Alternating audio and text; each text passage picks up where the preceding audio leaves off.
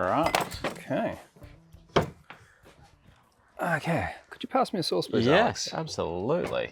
Okay, we were going to have a quick chat about how our radar works with the pulses and stuff. Yeah, my brain melted, so this is probably going to help. Okay, rightio.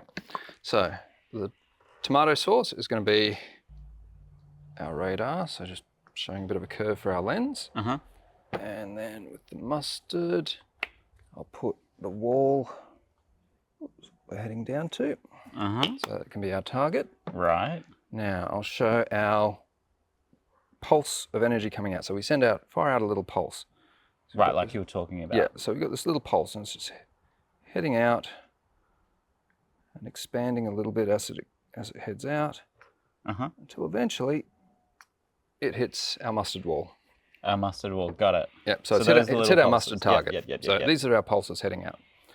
And then that pulse reflects back off the mustard wall, and so we get little pulses coming back.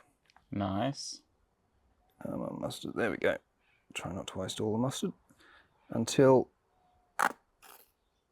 it hits finally a little bit of the energy of that pulse that we sent out eventually gets back to the radar. And in the meantime, the radar's timing this. So let's say this mustard wall was 10 meters away. Sorry, 1.5 meters away. Let's say it's 1.5 meters away. Yeah, so 1.5 meters away. The round trip for that pulse to go out and back is going to take 10 nanoseconds. Yeah, cool. So we effectively measure distance with time. Yeah. So it's like if you've ever been to a canyon and yelled into it and listened for your echo. I mean, the echo takes a bit longer to get back because sound travels a lot slower, but it's exactly the same principle.